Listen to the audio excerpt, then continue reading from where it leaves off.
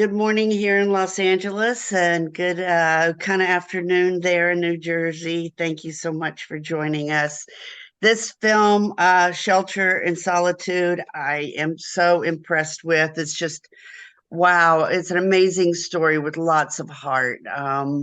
Set against the backdrop of a execution with themes of family, failure, and friendship. So, Siobhan, I just want you to introduce yourself, please. Hi, I'm Siobhan Fallon Hogan, and I'm the writer, producer, star of Shelter in Solitude, which stars Robert Patrick from the Terminator, Peter Macon, who gives an Oscar-worthy performance. It's like a young James Earl Jones, Dan Castellaneta, who's the voice of Homer Simpson, and my son Peter has a great role of the young cop Chris, and as well as Michael Oberholzer, who was nominated for a Tony last year for Take Me Out. And I'm just really grateful that you had me on. Excellent. Wonderful. Thank you again for your time. This is simply a wonderful movie with several themes, among them family. And it sounds like you have family in this, which is Oh, amazing. yes. Good, good. Um, Family and friendship is a part of this film. You crafted an amazing script with so much heart. Where did you come up with this story? It's crazy. I wrote my I've been an actress for like 35 years, for 100 years, I say, and all kinds of films. And I have 3 kids. And when my youngest daughter was going off to college 5 years ago, I thought, what in God's name am I going to do with myself? Because I'm not domestic. And anyway, I thought, well, I've been in enough films. I've written a lot of one-person shows over the years, and they're not that fun to do because, you go out afterwards, you're like, well, that was fun in that scene, but no one else was in it with you. So, and anyway, I thought, well, if I can write a one-person show, maybe I can write a movie. So I wrote this movie, Rushed, which came out in 2021. And unbeknownst to me, you think as an actress, you're kind of selfish because you're thinking, I put so much time in that movie. I was on it for a couple of weeks. Well, little do you know that it goes on for a year at least with the editing, the marketing. It's been 2 years since we finished actually Shelter in Solitude. And just when I thought I'm going to take a break, and it was just the start of COVID, Rush was just completed the edit. And I thought I'm going to take a break. And this idea came to me in the middle of the night. It sounds crazy, but it came to me in the middle of the night. I thought, what if a guy on death row, with a short time left to live, becomes friends with a prison guard that's a washed up country singer? And then I thought I have to get Robert Patrick in there because he's my great friend. He'd be perfect for a gruff warden. And that's where he came from. But where it originally, really, the core of it came from and the root is that my dad was an attorney. I'm from a big family in upstate New York, and he represented a lot of prisoners. He would tell us about them at the dinner table. And as a kid, I was kind of afraid, but I was also really fascinated and obsessed. And my cousins, I live in a little tiny town, Casanova. We'd go see our cousins every Sunday after church over in Pompey, New York. And you pass the Jamesville Penitentiary. And I'd be like, what the heck's going on in there? And what are their lives like? And then my dad represented a prison guard. And so I was so fascinated with that. And so that's where that part of it came from. Then the other facet is that my father always wanted me to be a country singer, which I, of course, love that idea too. But I it was crazy enough trying to be an actress. And I really didn't think I had the voice for it. And that's where the washed up part comes from. So it all came to me that night, and I scribbled it down. And I wrote it in 3 weeks. How difficult is it to work on a movie like this where you created it, your family's intimately involved, and someone else is directing it? Was there any collaboration between you and the director? And I can't pronounce his name. Please Oh, pronounce it her for name. me. Her name is Vibeke Muasya. She's Danish, Okay. and I had done 3 films with Lars von Trier over the years, which was really lucky. And he actually broke that, me being pegged as a comedic actress, because he didn't know. And my first audition for him with Dancer in the Dark with Avi Kaufman, who actually cast both movies with Liba Sakharov, her partner. Anyway, okay, so my daughter, let me think about this. Because I'm My just going to ask daughter you. Yeah, is go ahead. Sorry. 20, had to be 25 years old. 25 years ago, I did my first film with him. And that first film, oddly enough, was Dancer in the Dark, which was about a death row. Okay. So what is it like? So the collaboration. So he introduced me to Vibeke, and I made it very clear up front. I said, look, this is not going to be like, I don't know if you're going to be able to deal with this, but it's not going to be like a normal director where you get final say and all that. So she's great. We collaborated. She's Danish. So a lot of times she might not get the complete American way or the accent, or the dialect, but so we collaborated in a great way. And then I did the whole edit with Sabina Miliani. A lot of times the director isn't on the edit, but it was agreed upon that I would have final say and that kind of thing, because that was deal. And producing, I mean, she was so understanding. Like, I'd be there with my cell phone because my husband's producer, my son's producer, my daughter, Sinead, 21, she's a production designer. I'd be like, guys, in between, like maybe crying or laughing or whatever scene, hey, is the porta potty clean? What's for lunch? It better get here. We can't go into overtime. And she'd be like, Siobhan Fallon Hogan, get off the phone and start becoming Valerie. But you couldn't do it because you had to keep running the show. And now, like just before I got on with you, because we open next Friday, and miraculously we were picked up by AMC, Regal, and all these theaters. It's amazing. And so now I Google, because I have crazy insomnia, because this is like giving birth to a baby. In the last 2 months, you like can't sleep. So last night I'm like up. My husband's like, what are you doing? I'm like, just be quiet. So I Google what movies are coming out October 6th. And, a couple of websites have us, but we weren't on Movie Insider. I'm like, what the hell? So I write to everybody this morning, like, guys, we're not on Movie Insider. So this morning I made a template, we're 93 minutes. These are our producers, and send it to everybody with the poster, because it's like we're literally learning as we go, because we're distributing it as well. I want to talk about Kyle Ward's score. Was fabulous. Your son Peter was a music supervisor as well as producer, and the 3 songs you performed were just perfect. The music worked hand in hand with the story. Can you talk a bit about the process of matching the music to the story? Were those 3 tunes written specifically for the film? Okay, that's another miracle. My son Peter is all into music, and he was in the rap world. So 2 rappers are in it, Fat Nick and Rob Banks. Rob Banks is a Shaggy son. They play the 2 guys in the trailer park. Okay, so the time comes, and Kyle Ward is this amazing kid from my town, and he was on Rushed in the sound department, like hold the microphone. Well, during Rushed, our fabulous composer from Denmark, Christian Sanderson, got sick, and so Kyle had to fill in a little bit. And so I was like, now he did Christian did a lot, but there was holes. It was COVID. It was obviously terrible for everyone. So Kyle filled in, and I was like, wait a minute, this kid's great. I'm going to have him on Shelter and Solitude. And there was a lot of doubters. And I was like, no, trust me, he is great. But then my son said, okay, we need to double team this, more than double team, triple. So he contacted, because he's got guts, Justin Biltonen from 3 Doors Down, which is a huge band. And his song, Heartache Rodeo, was already written. And I said to him, so we got on a Zoom with him, it's COVID, and I explained what I needed. And he goes, well, I think I got this song, Heartache Rodeo, that would be probably just right. So I was like, oh my God, I hear the song. I'm like, it's like, this is literally perfect. I've got scars on scars that have been cut deep, and I'm good at making love walk right out on me. I'm a cougar wannabe. I drink too much. I'm a disaster in love, single. My bar shuts down. What the heck am I going to do when I'm single?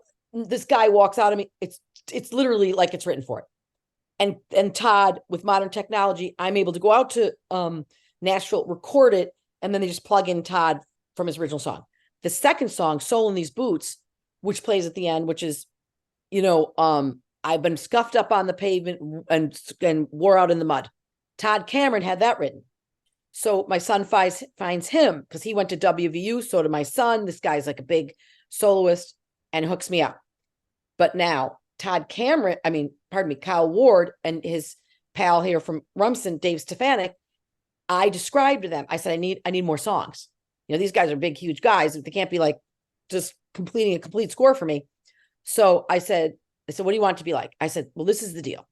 She sang in Nashville once. She's basically Mrs. Havisham of Nashville. She's an egomaniac. She's got posters all over her bar of herself from 1996. She wants to be a movie star. She leaves her small town, and she flops. So they came up with, I want to be a movie star and win that golden prize, but these days I'd settle to be the sparkle in someone's eyes. And so they write that song, and then Kyle musically composed the rest. And the harmonica is unbelievable in it. And I would say to Kyle, he's like, well, what kind of music do you like? And I was like, My dad loved Tennessee Ernie Ford. He loved Johnny Cash. I grew up with listening to a lot of, what do they call those tapes? Those big tapes. My father had his big Cadillac, and I pull it out, and maybe sometimes we're gonna be like, "You kidding me?" So, I said, "This is what we need. We need harmonica. We need that eerie feeling in that prison." But then I want to juxtapose it. Every time you see that guy sit in the prison, Jackson Marcus, played by Peter Macon, every time he's in there, we stay, and our editor's unbelievable, one step ahead of that audience. So we don't settle in there. We get back to a good time. So you get back to the bar. I'm like, which I feel like in life, like right now when I'm sitting here talking to you, there's someone suffering in a box, and there's a rotten meal coming to them, and they're not even allowed to have a pencil. And who knows if they're even wrongly accused or they're the worst person, and ruin someone's life. But while our reality is going on here as I'm talking to you, that's going on. And so that's where that all came from. We know you already said that Robert Patrick was a friend, and he was flawless as Dwayne. And you and I are both named Valerie, so we gotta love it. And both of our dads were both into this country stuff. Anyway, yeah. So your brother and it was a harried warden dealing with the execution and the circus it would become, as well as the backdrop of COVID. And Dan, Castellaneta was, as you said, he was the voice acting as Homer Simpson, but his role as Sam, the death row guard who falls ill and dies, was such a lovely touch among all the other themes. Did you oversee the casting? Yeah, yes. So here's the deal. Robert and I have been friends for over 30 years.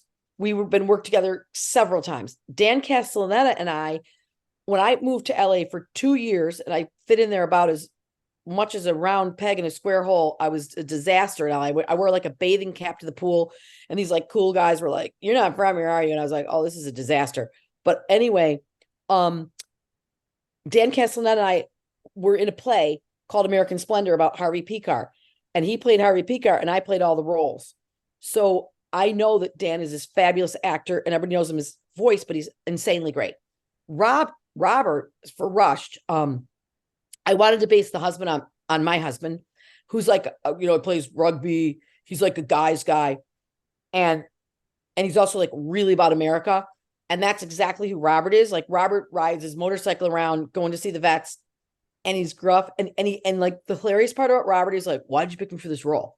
Because he's really exactly like the character, which he's like such a sweetheart deep down, but he's tough, and he has this, so he'd scare you to death as a warden, which was perfect. Yeah, so the casting. So I based Patty Scanlon, who played my best friend, I've known for 35 years. My daughter Sinead plays the hippie, and she's also the production designer. So then Avi Kaufman and Liba Zakharov, they found me Amelia Fowler, the two daughters they found me. But now the key to the whole puzzle is Peter Macon. And this is make or break it, right? And they're sending me these fabulous actors. And I, for some reason, have this insane calm, and I'm cocky.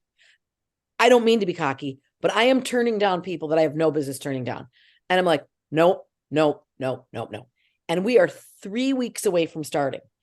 And Vibeka's going, Siobhan Fallon Hogan, we must postpone the movie. We have no right. And I have this crazy calm, like, because I think that this movie came to me from heaven, from my father, and it was divine intervention 100%. It sounds like I'm a lunatic, but okay. So David Goodman, I moved with my 2 brief shining years in LA.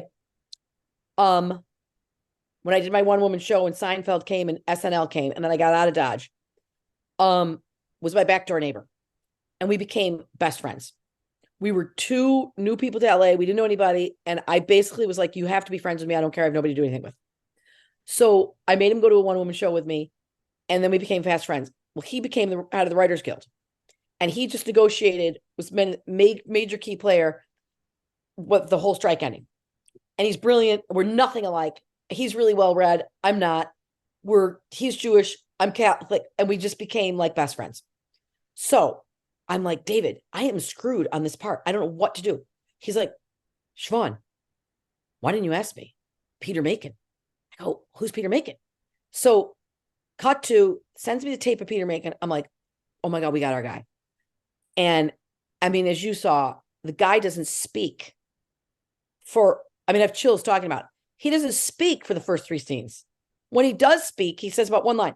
So and talk about it. He's a great guy. He was just in Nashville. He drove with his family. We go to the premiere, which was insane because we have all these rappers. We have like the Black community. We have these born again Christians. We have the Nashville people. Patty Heaton's there, which, most actresses don't support others. And every single community got the film because it's not about the great white hope comes in and saves the Black guy. He is the hero. He's the one who's got the brains of the group. Agreed. He's the one who's polished. Robert Patrick's character, the warden, my character, Valerie, we are at face value disasters. I drink too much. I'm a cougar wannabe. I dress ridiculously. I'm like, put your fleshy boobs away. It's disgusting. I got the fake eyelashes. Robert is like, his wife walked out on him. He doesn't see his kids. He's mean. But at the heart, they're really good people. And I mean, it is what I think America needs to get back to. It's like, put away your differences, get to the heart of kindness, get to the heart of redemption. No one cares what your politics are. We're human beings. And what the heck has happened to us? And now I'm 62 and I don't give a rat's ass. And I'm like, I'm telling the story that with and my kids, they don't see color. They don't see, well, I guess now these young kids are so crazy with the politics. It's like they hate on one side or the other. But I don't see color. I never taught my kids to see color. And so we got a film now with this African-American who's a hero on death row and a woman. She's no Karen, that's for sure. She is she's a disaster. But at the heart of it all, she's great. And David Goodman saved the day for me by finding Peter Macon. I love it. I love you waking up with the eyelash on your cheek and you pick up the glass of wine. And the hilarious part is she thinks she's got it going on. And she thinks like, she thinks like a young girl. She's like, hey, you want to drink on my back porch? I mean, she's speeding around with a convertible. She thinks she's still got it, but sadly, she really knows she doesn't. So you could really feel sorry for her, but she doesn't feel sorry for herself in any way. Even when she gets slammed that one time, she's like back on the bike, literally back in the saddle. Well, you're such a, and this is our final question, because I know that, you got things to do and finding suitcases and such, but you're still such a very much of an actor, but this is your second film as a writer. And by the way, this is again, a brilliant script. Are you enjoying the writing aspect as much as acting? Is this the future for you? And how much longer do you see yourself in front of the camera? Okay. I love writing. I'll tell you what I do not like. This marketing stuff is for the birds. I mean, and wait. I'm out in Nashville. I got my rappers coming in and the Airbnb calls me up and they say, hey, the air conditioning broke in the Airbnb. I'm like booking hotels, flights. I'm like, this part I cannot handle. And, and I'm carrying around like, okay, so Sunday when I flew out to Nashville, I went ahead of my family and I was secretly thinking to myself, I'm so glad I'm so sick of them because my house looks like, Auntie Emma and Henry, like the house landed. It's everything's, if I showed you my floor, you can't even believe it. It's like a mine, whatever they call that, trying to get to the bathroom. Cause it's like, there's so much to do. So I go to the airport. It's a 12-hour delay in Newark to get to Nashville. And I am carrying around my green dress not in some fancy bag. It's like in a plastic, it looks like a saran wrap bag that keeps ripping.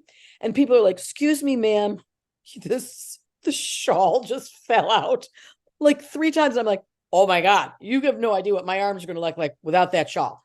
So anyway, I would love to, matter of fact, I'm 3/4 of the way through another script, but we've got to get a bigger budget. You know what I mean? And people are like, I love the writing. But truly, the writing and the acting are maybe 15% or 20%, maybe. But it's the other marketing. Well, now we started a distribution company because we're sick of being, we're like sick of seeing the money go in somebody else's pocket. Casting, dealing with, I housed all the cast and crew with friends, family. All the actors were housed. You got to make sure, they're happy.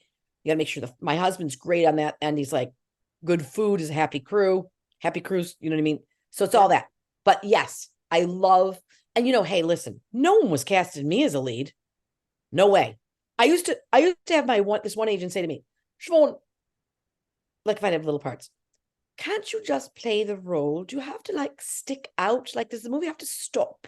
And you have to like, and I was like, hey, listen, mister, I got like 2 minutes on screen. I'm going to either like eat an ice cream or sip out of it like Seinfeld. Like I took the thing and I had the longest sip out of a straw in cinema history. I'm trying to like, it's like when I did a movie, I'll finish you with this. I did a movie with Lars von Trier that Lauren Bacall was in, Dogville. We became great friends. And the second to last day, we're walking up the ramp and she says to me, do you have another job coming up? And I said, no, not yet. And you'd always think to yourself, I want 3 months off. And then the 3-month mark would hit and you'd be like, oh no, I'm dead. I'm never going to work again. And she said, either do I. And she was 82. Do you think you and I will ever work again? She was 82. By the way, you look like her. Do people tell you that? Thank you. That's a compliment. I get Terry Garr every now and then. Oh but yes. Oh yeah. yes. Yes. I love Terry Garr. Oh my gosh. You're a sweetheart, and it's been a joy talking to you the last 20 minutes. And You too, Valerie. And please, if we really rely on Instagram and social media, so if people could follow us at Shelter in Solitude, at Siobhan Fallon Hogan, and I'm going to be on Seth Meyers Wednesday night. I mean, all kinds of shows. Please support us. Opening weekend is so important, and go to the trailer on Regal or AMC, the YouTube channels, and check it out and share it with everybody. You got it. No doubt about it. Well, we're the HollywoodTimes.today, and then the Hollywood Times official. So again, you're the best. The movie's amazing, and we're going to promote the hell out of it. So thanks a million. All right, God bless. You. Thanks a lot, Valerie. Appreciate it.